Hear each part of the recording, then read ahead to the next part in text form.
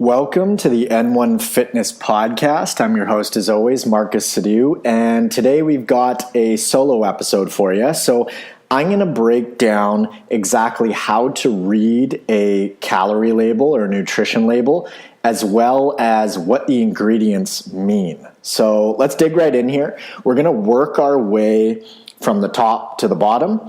So the first thing when you're looking at a calorie label is the portion size or the serving size.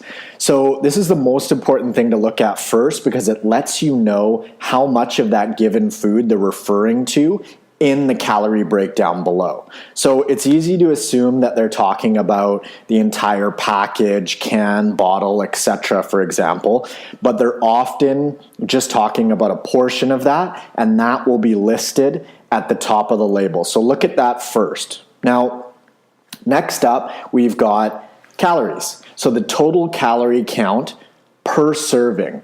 So under the serving size, if it says, say, a quarter of a package or 50 grams or half a cup, that's the calorie count listed right there for that given portion that they've got under the serving size.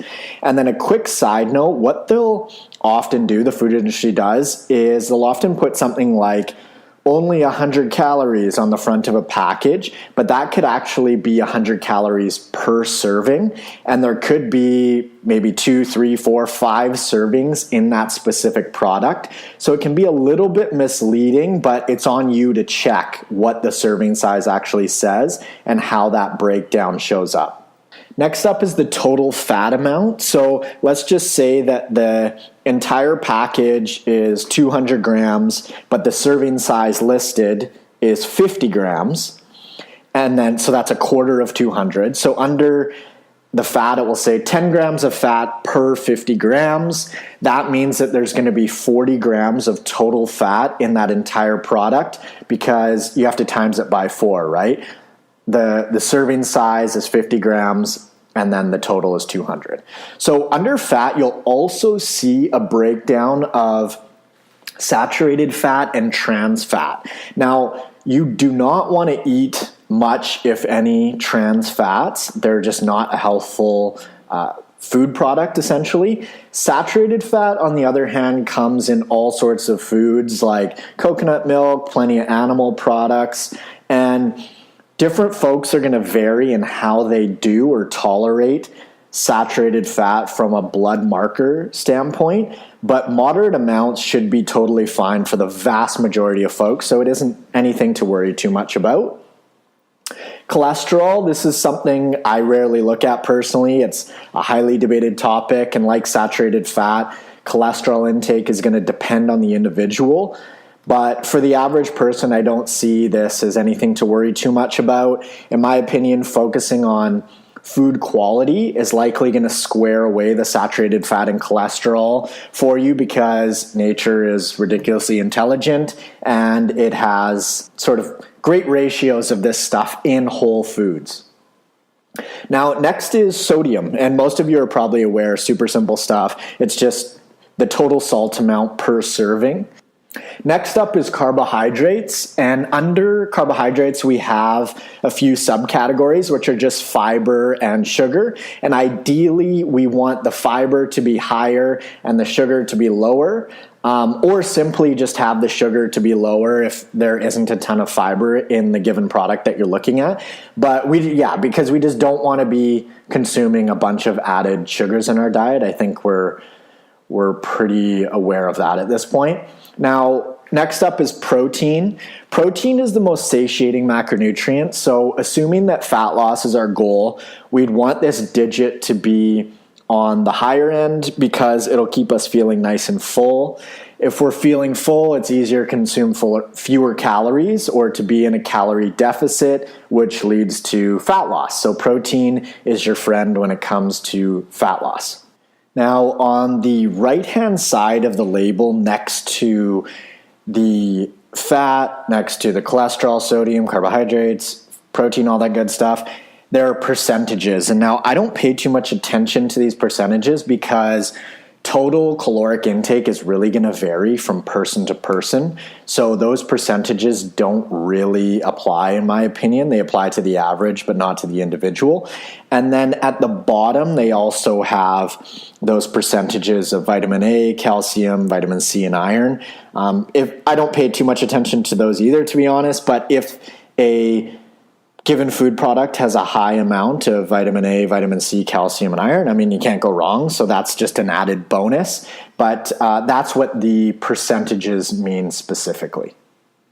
Now, that's the label itself. So let's move on to the ingredients. And fortunately, this part is super simple. So ingredients are listed from most to least as far as how much of that ingredient is in the product. Meaning, if the ingredients say, for example, wheat flour, vegetable oil, sugar, and salt, there's going to be the largest amount of wheat flour in the product, followed by vegetable oil, sugar, and then lastly, there's the least amount of salt. So it's super straightforward. It just goes from most to least in the order that they list in the ingredients. Now, it's worth mentioning that companies do their best with food labeling, but they're often pretty inaccurate. And I've heard digits thrown around like, 20%, sometimes more, as far as the calorie count on the labels reflecting the actual calories in the package. So for example, I always buy these frozen shrimp that I love. And on the bag it says that there's 625 grams total in this bag of shrimp. But then I measured out the entire bag, and it actually totaled 750 grams. And the bag itself was very small. It only weighed maybe 5 grams at most. So that's an extra 120 grams of shrimp that they have in that packaged product. Now, calorie labeling, packaging, and portioning isn't a perfectly accurate system. So this is just something to be aware of. And again, like shrimp is not the worst thing that you could ever overeat, but I'm just illustrating a point here that even if you do divide up, portion sizes and all that sort of stuff for a given package, it doesn't mean that it's perfectly accurate. And because it says 500 grams is in there and there's 4 servings of that it's exactly 500 grams and there's 4 servings. So that's just something to be aware of, that, it's not a perfect system, essentially. Now, having said all that, the vast majority of the food you eat shouldn't even have a label. So it shouldn't come in a package with a barcode and a bunch of ingredients. It should actually be the ingredient that you're consuming. So we don't list the ingredients on vegetables and fruit and potatoes and things like turkey because they are the only ingredient in that food. So if you focus on single ingredient whole foods for most of your nutritional intake, you actually don't even need to know how to read a label, essentially. And also, by eating predominantly whole foods, not only do you know exactly what's in that food, but you can take the calorie and portioning errors in packaged foods out of the equation, which is just an added bonus. Now, that's where it wraps things up. It's a quick episode for you guys today. I hope you found this episode useful around reading labels, ingredients, and all that sort of stuff. I hope it squared it away for you.